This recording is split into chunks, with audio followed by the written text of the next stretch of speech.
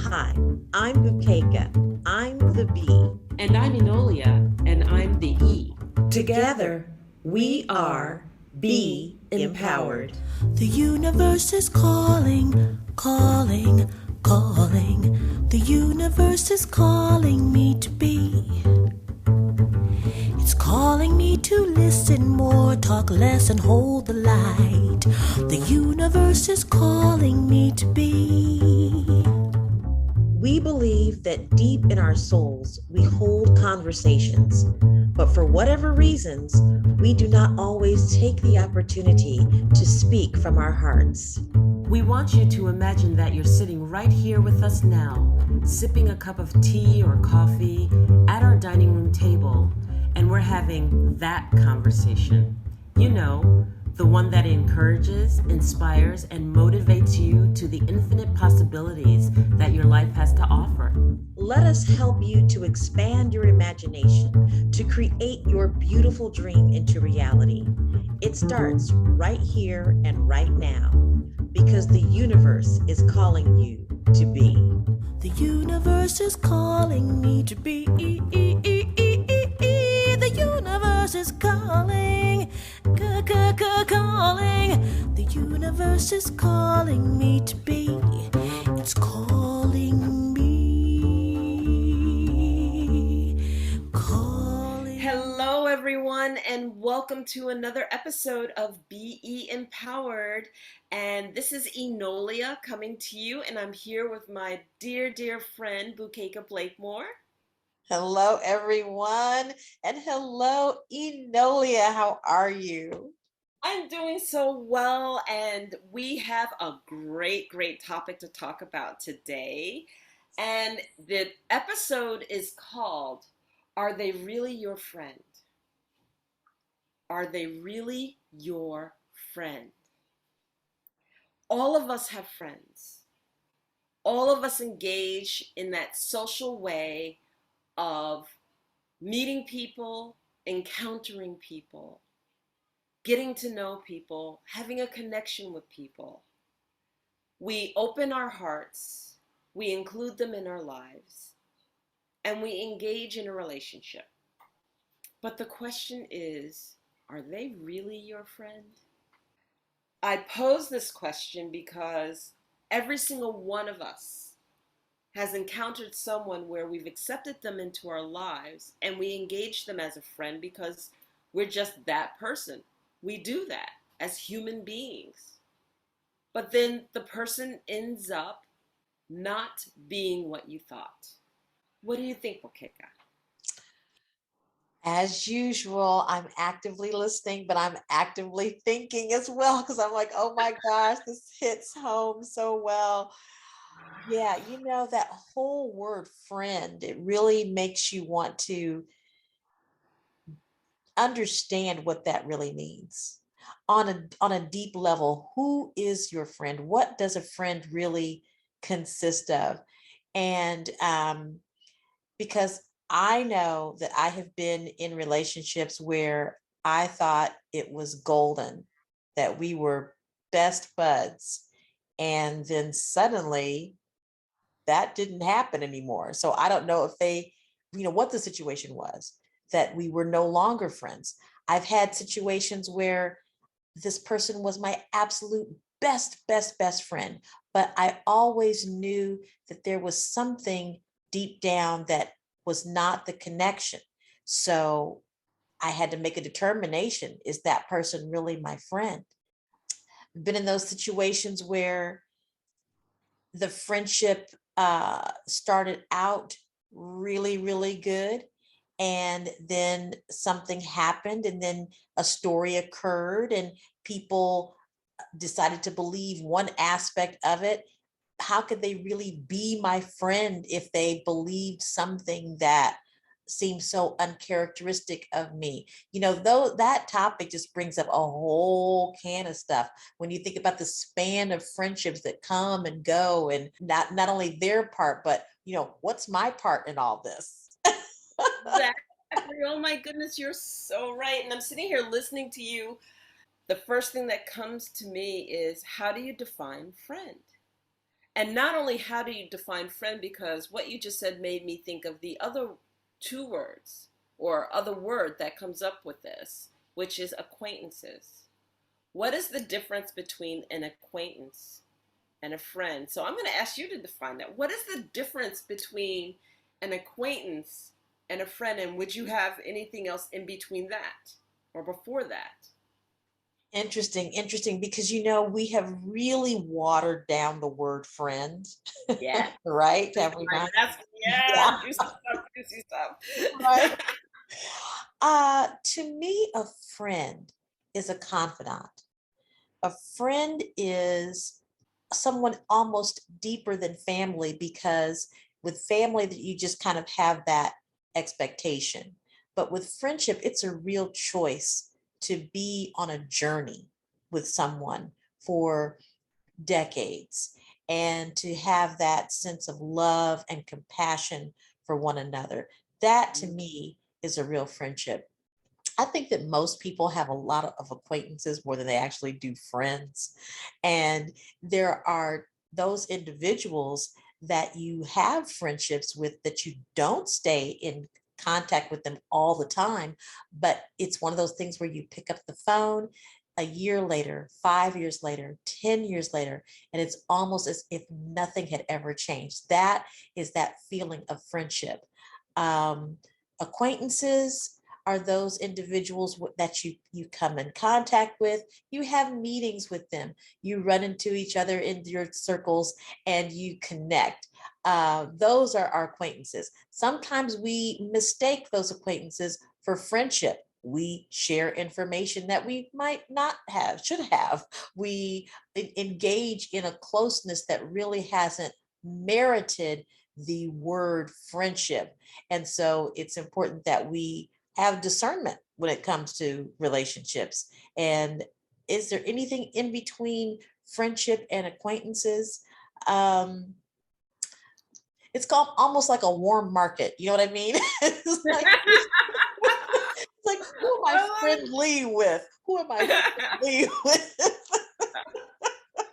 You know, I'm listening to you and it's like, okay, so if that is your determination of friendship, every one of us has a different definition of friendship.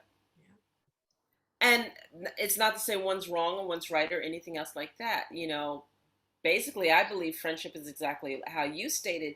But the thing about it is, do we take care to define friendship and understand each other's expectations of what friendships are or what a friend is, so that we have clarity around that? And you know, some people might be saying, are you kidding me? Are you going to sit there and go and say, explain what a friend is and whatnot? But hey, when friends fall out, you wish you had. Because when friends fall out, there's an expectation or a breach of an expectation that takes place, that causes you to step back and say, well, maybe this person isn't everything that I thought that they were. And this is not to say that friendships are perfect, and this is not to say that we don't have disagreements or debates or, you know, things that are normal. But I mean, when a friendship falls out and that deep hurt and that deep foundation has been penetrated because something has taken place that is so devastating, it takes you aback. And some of the things that we do are just so automatic in friendships and relationships. And I believe that they come back to our cultural belief systems of what friendships should be or that friendships are. So if you come from a background that really shows very little trust in the people around you, then you're going to have very little trust and a hard time calling anyone your friend.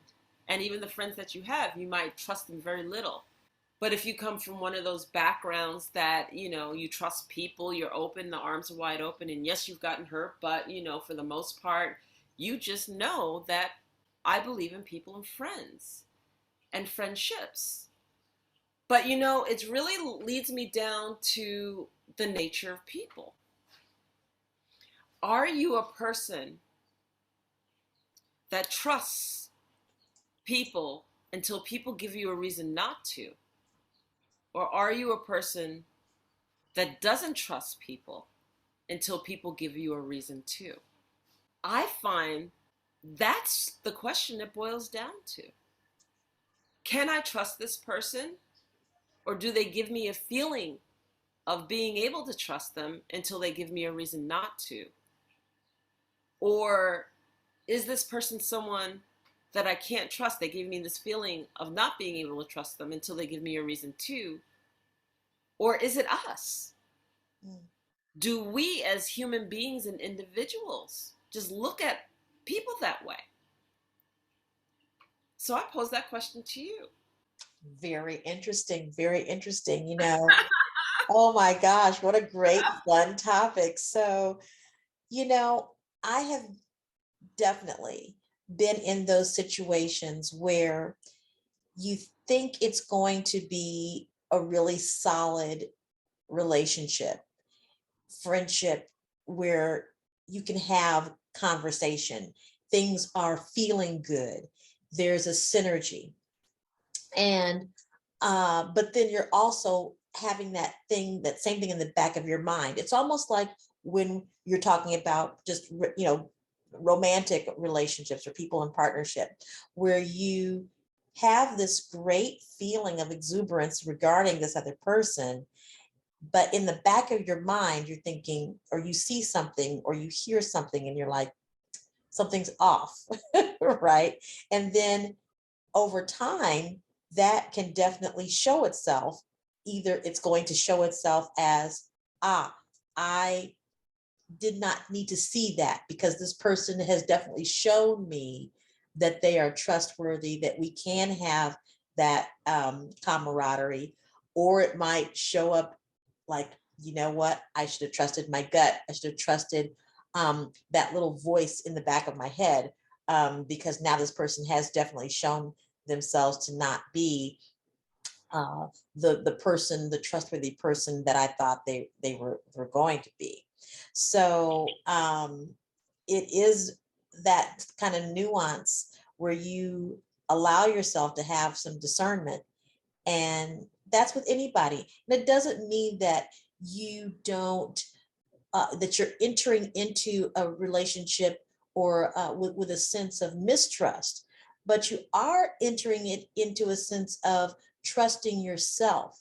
And that's something that we should do a lot more of, is to take those opportunities to trust ourselves, to know what our inner being is communicating to us about in any situation. And especially if we're about to go in business, or if we're about to have any type of engagement that's going to affect our lives in some way, we got to have a sense of trust. We got to know that these are people that will, um, at least, if nothing else, hold me in a high regard. They might not be able to meet every need that I have, but to at least respect me and my time, my commitment, whatever that is, to our exchange, and be courteous and kind. So, and some people are up to that task and some people are not. You're right. And so I think that in a perfect world, and a great number of friendships will fall into that category. But what about those ones that don't? What about those friendships where you think you're in friendship with someone, but they're really a bully and they just push their way into your life? And they're just aggressive around you. And because of the type of person that you are, they just take over, order everything around, and are always in control of the situation. Is that someone you're supposed to trust? What about those people who, let's look on the opposite end of the spectrum, see you and think you're a great person and then just latch on to you, and they're not good for you. They're not healthy for you. And it's almost like having a parasite that you can't seem to scrape off your leg. It's like, oh no, this isn't good. You need to go away. Why won't you give me the space that I need? What should we expect from friendships as we engage in them? What should that friendship incur? Is it just that we are having a confidant and someone to talk to?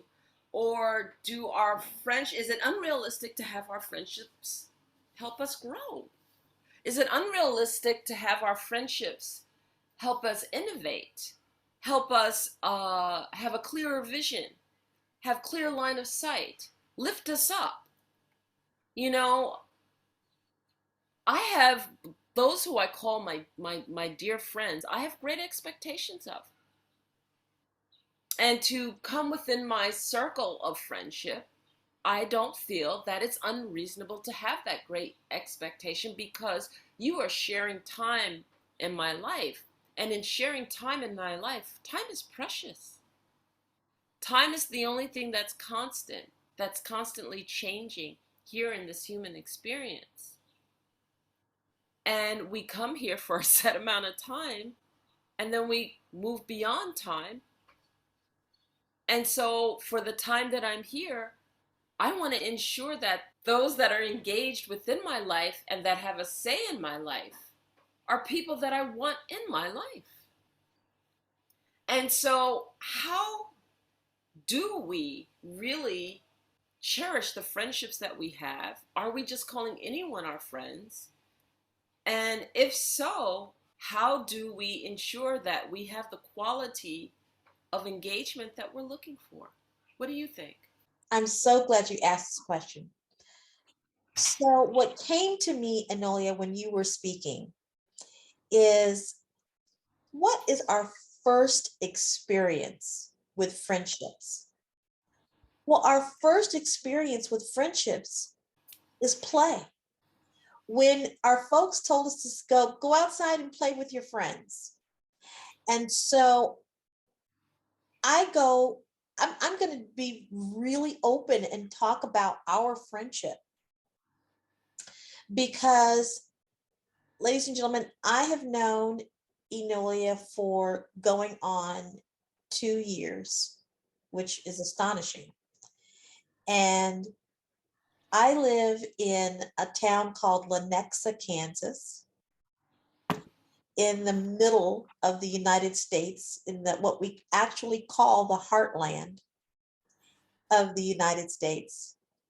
And Enolia lives in Angola, Africa. And is there a particular province or region, or what is that where you are? So I am in the capital in Luanda, and I live in a town called Mutamba, which is the heart of the city of Luanda. Well, look But at that, folks. We're both coming to you from the heart. And so how I met Enolia is obviously online. I've never held her hand. I know that we will. I haven't hugged her neck yet. I know that we will. And I will give her a big kiss on her cheek, maybe her forehead and her lips. Hey. Oh my But God. it's what I came to when I came into relationship with Enolia, it was exactly like that. It was like I had gone outside to play with my friend, and that I hadn't seen her in a long time. But boy, she's back in my life, and we're going to go outside and play. And that is the epitome to me of a friendship, that you can smile together. And think about it, when you were a little and you had your friends that you played outside with, those were the folks that you sat and planned all your life with. You planned your dreams with them. You were going to be an astronaut, or you were going to do all of those amazing things together. And those are the people that you shared those big dreams with. And I think that is what your friends, that is the expectation of what your friendship should be. And now then we grow up and we move away from our friends and those people that we went outside and played with. But the cool part about it is that those experiences lay a foundation on what it is like to truly be in friendship, in a loving, committed friendship. And so even though those friends that we had when we were children may not exist anymore, those feelings prep us for those new friendships in the future. Oh my God, I'm sitting here listening to you, and you are so right. That's been my experience also. Wow. That cultivates and shapes the framework of my expectations of a friend, of my expectations in engaging with a friend and being in friendship. And then I sit back and I look at our kids today, and the fact that they don't get to go out and play, Right, at least in the last couple of years, right. that they don't have that social engagement more than a virtual one. Exactly. And it's like, oh, wow. Yeah. Like, I have something to draw off of friendship from, to be able to understand and cultivate the friendships no matter how they come now. Yeah. And so, yeah, it's just food for thought. It was just something that hit me Yeah. really, really deeply. I guess we have to understand that it is human nature to crave friendship. It is human nature to engage in friendship. We all deserve friendships. We all deserve to be loved. We all deserve relationships that are engaging, that bring out the best in us, that bring out the playfulness in us, that bring out the fact that we are supported and needed and valued.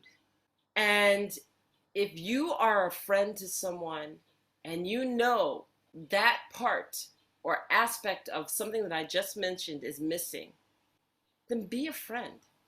Be a real friend. Sometimes those friendships are challenging, and sometimes patience is needed, understanding is needed, or the fact that we're not seeing the whole being and their experience. And so that's why they're interacting with us the way they are, has to be understood. That there's more there that we're seeing, so be patient, be understanding, or ask the questions why so that you get clarity. But that we come into each other's lives for a reason. And sometimes we come into each other's lives only for a season. And sometimes that season is the rest of our lives. And sometimes that season is short-ended. But whatever it is, make the most out of it. And that if that friendship and that engagement is not bringing beauty, positivity, joy, love, growth, wisdom into your life, then maybe you need to step back and take a look at why you're engaged with this person. Yeah. To me, friendship, like with you, Bukeka, is we walk side by side with each other, lifting each other up, Yeah. helping each other fulfill each other's dreams, supporting one another to those goals. That's what I want to engage in my life. Mm-hmm. Mm-hmm. And if you have a vision or a dream, it's not about me knocking you down, telling you what you can't do. It's about me basically saying, okay, if you're going to embark on this and it's a challenge, what is it you need to know? Yeah. What is it that you need to engage to ensure your success to that vision? That's what friendship is about. It's not about my judgment or opinion to basically say what you can and cannot do if you choose to embark on something extremely challenging. It's my job to applaud you that you want to engage in that, and that you have the wherewithal and the strength and the courage to take that first leap. And maybe that we as individuals just need to choose how we want to be a friend. Mm. Enolia, wow. And I'm just going to step in here. I don't know if you had a chance to really finish your thought, but how we really choose to be a friend. This is something that I've kind of wrestled with a little bit because yes, we want to be in wonderful relationships, but we also want to be a friend. And one of the things that I have contemplated is, what kind of a friend am I? Do I make sure to intentionally congratulate people or to let them know that they are special? Do I set the time to help friends remember that they know they are loved? Do I respond in ways that are loving and compassionate? And it's not that I don't think that I do, that I follow those traits, but sometimes we can get so caught up in our own worlds that we take friendships for granted sometimes. When those friendships fall away that you loved and you appreciated, you may have contributed to that friendship taking a different turn. That is a feeling that is not so pleasant. And I can say that I have been on that end of it before, only because my life got busy and I didn't pay attention. I didn't, friendships, they need to be nurtured, even though, again, it's those situations where the person, you haven't spoken to them in 10 years and it's still fresh and wonderful, and that energy is still there. It's those, not those situations that I'm mentioning. It's those situations where it comes back and it's not the same because maybe I did not do what I could have done to maintain that friendship. Now, it could be that, hey, that friendship was not meant to be. It could be coming from that aspect of self that says, I want to make sure that everybody's okay. Mm-hmm. But the point being is that when it comes to evaluating friendship, I think it's good to see yourself in that equation, and how good of a friend am I being, as well as the expectation that I have of what I want from my friends. You are so right. And it's so beautiful to know when you're in a good friendship. And then I think about those moments and those times when I wasn't. And I'm going to talk about this because I think it's important to know when to walk away from a friendship. What I realized for me, and this is my personal criteria, is that friendships are not one sided. If I find myself always listening, because I am an avid listener and I will not interrupt my friends as they're speaking when they need to speak. But if I find myself, whenever engaged with a friend, that I'm always in the listening mode, and then no consideration for how am I doing, or engagement of how was your day, or engagement of what's going on in your life is taking place, that's not a friend, that's a dumping. That's just somebody dumping all of their stuff in your lap and then walking away, not giving any consideration to who you are, what's going on in your life, and what's taking place that's of value to you. That's not a friendship. And a lot of us encounter this. What's also not a friendship is if it's not in balance and something's always wanted from you. Someone saying, "Oh, hi," and I'll just say, "Oh, hi, Bukeka. So good to see you. Can you go do this for me?"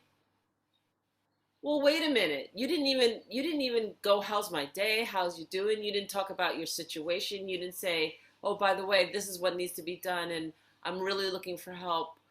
By the way, do you think you could help me out with this?" That's a whole nother thing versus somebody engaging in a conversation, calling themselves your friend and saying, "Do this for me." Well, no, Right. no. And when you find that somebody's just engaging you and you're running and doing this and you're running and doing that and you're running and doing this and you're running and doing that, and they have no consideration for, do you have the time? Are you available? Are you spending money and resources on that for them without them giving you consideration of reimbursing you? Is this convenient for you?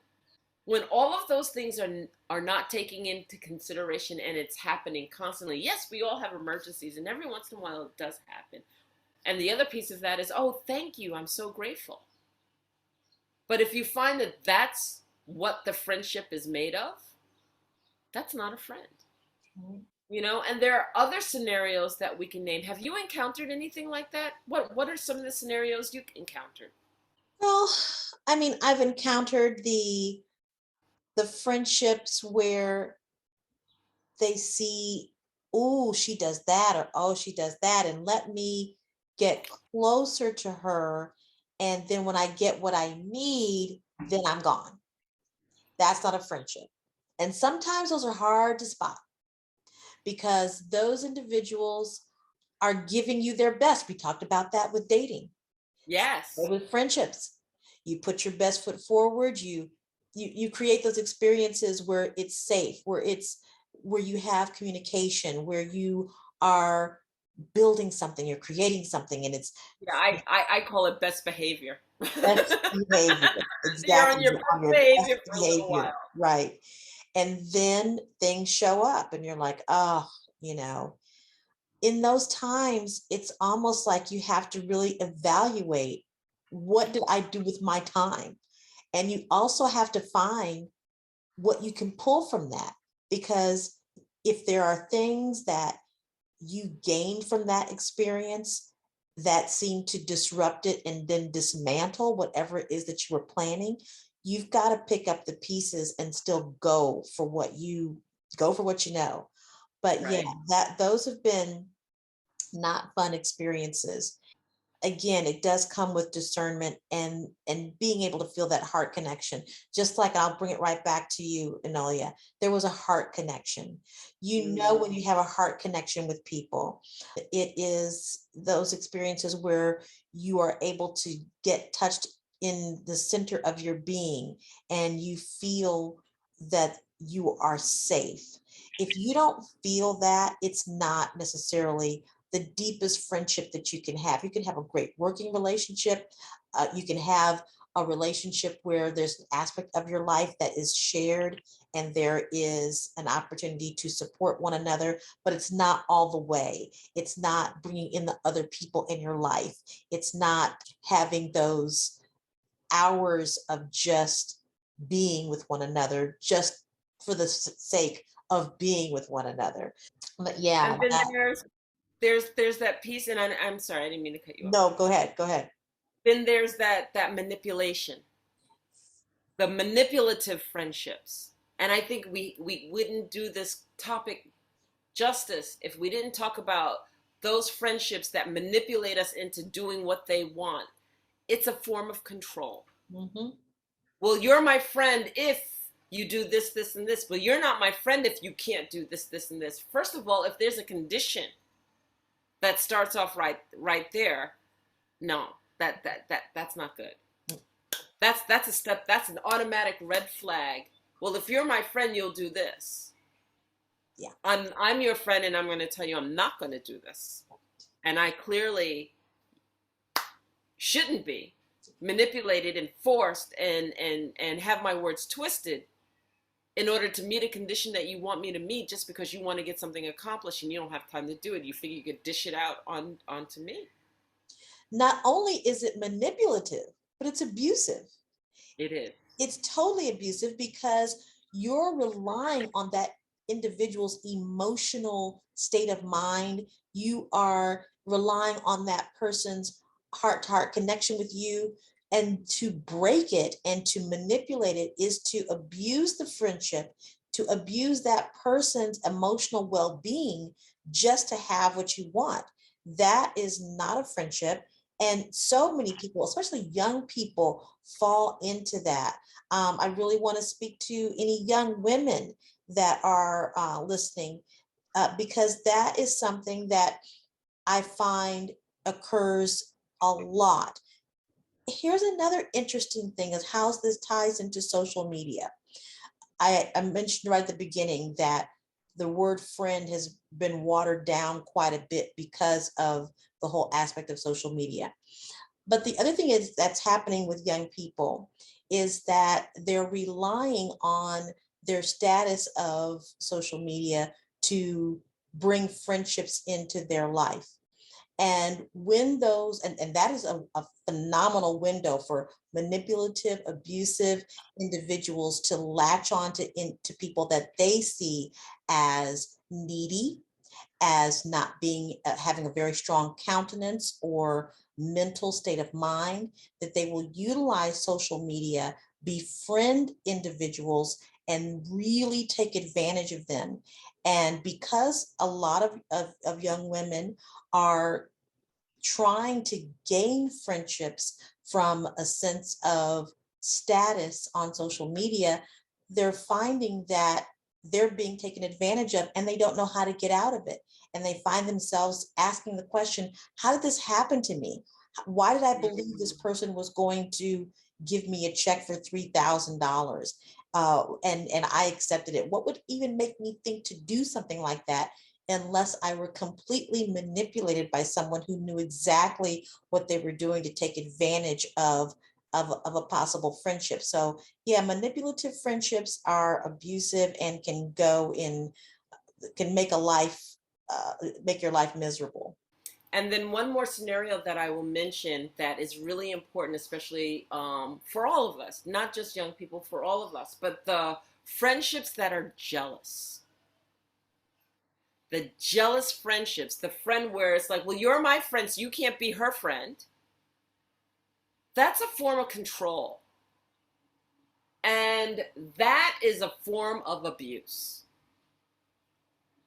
In the respect that anyone who limits what you do and how you do it to grow as an individual, to get to know other people, to get to know who you are as you engage other people, that's their problem. And that problem is not a good one. And it is imperative, because I remember going through friendships like that in my childhood. Well, I'm so and so's friend, so well, if you're my friend, why are you hanging out with so and so? Why can't I hang out with so and so? Well, if you're my friend, you only hang out with me. You can't be friends with her. Well, why can't I? Because I said so. And so how do we interpret that as an adult? Well, listen, I don't hang with those kinds of people. Mm. So if that's the class of people that you're going to hang out with, if that's who you want to engage, well, then I guess I'll touch base with you later. And you're like, no, I'm your friend. Please don't discard me. Honey, you were never their friend. They were discarding you. They were using and manipulating that friendship as a reason to use you. And we can't call that a friendship. That's like calling conditional love free love. It comes with conditions. And if you don't meet those expectations and conditions, you fall below a certain par, and it's there to cause you pain and to cause you chaos and grief and drama in your life. Cut that right at the beginning. You recognize it, cut it off. Cut it off like a tumor.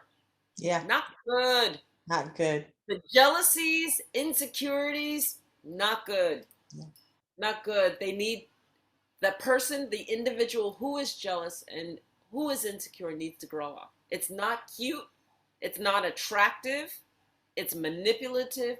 And it, in the end, always hurts. Can I give you a story that is very personal? Yes. So I have another dear friend. His name is Chaz Wesley. I've known Chaz for, I'm pretty sure, a good 15, 16 years now, if not longer.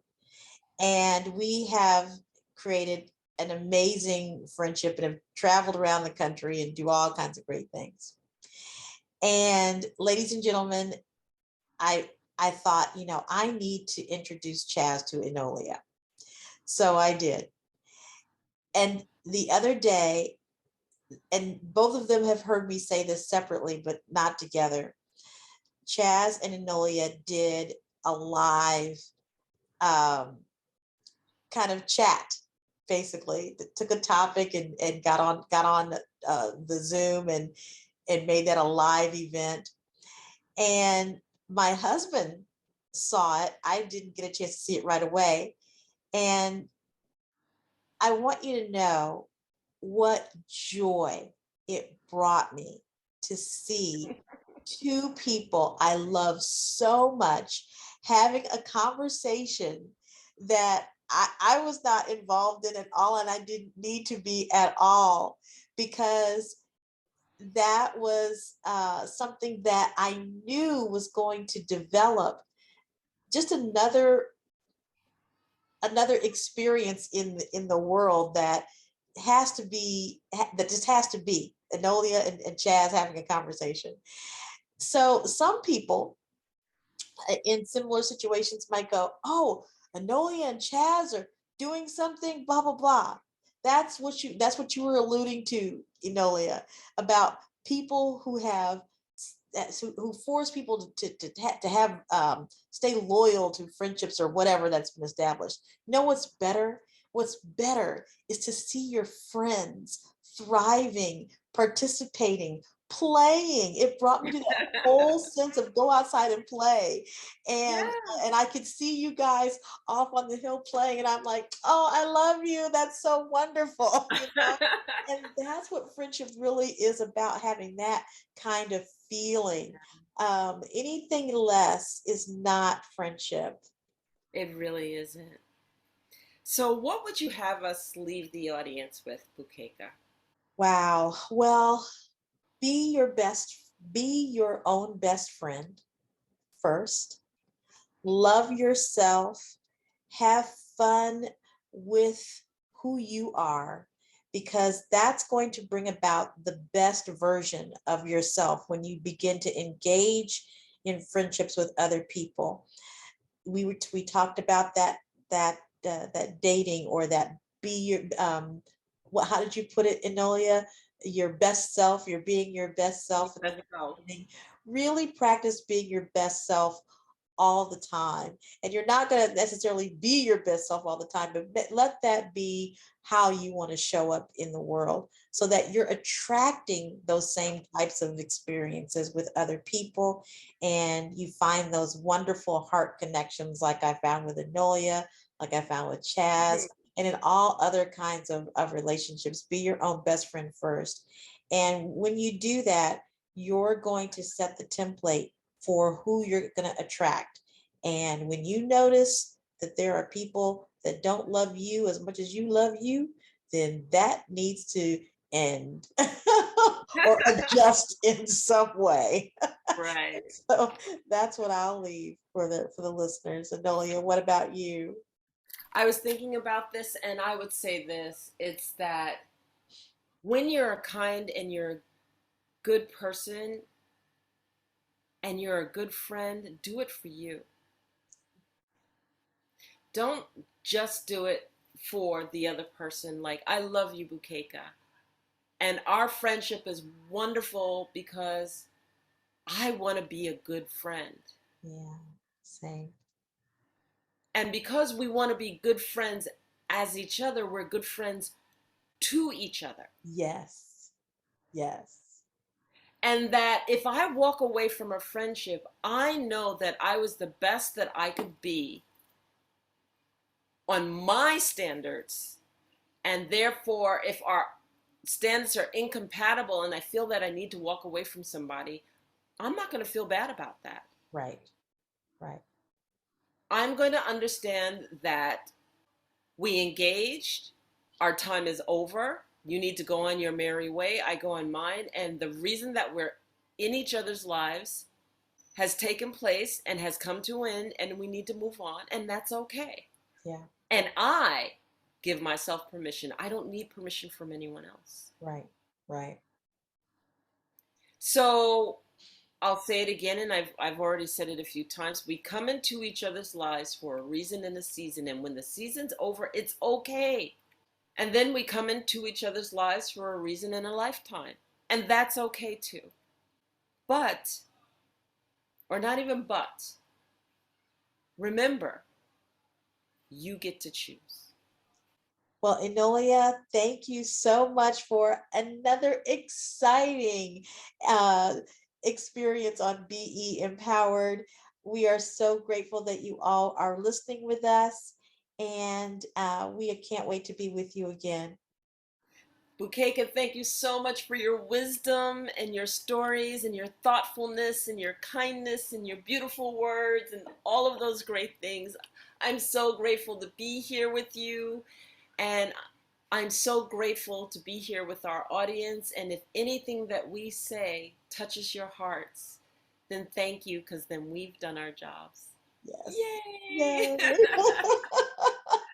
Have a beautiful and blessed day, and we'll see you on the next episode of BE Empowered. Thank you. Bye. Bye. We hope you enjoyed the show. We look forward to bringing you more shows in the future. To learn more about our co-hosts, check out their websites, www.bukekastyle.com and www.enolia.live. Learn about their masterclasses for conscious transformation, their personal coaching, along with their international retreats and expeditions. Are you an entrepreneur looking for another line of income? Check out www.planetmarketing.com/Enolia and www.planetmarketing.com/bblakemore. We are here to transform your life. Thank you for listening.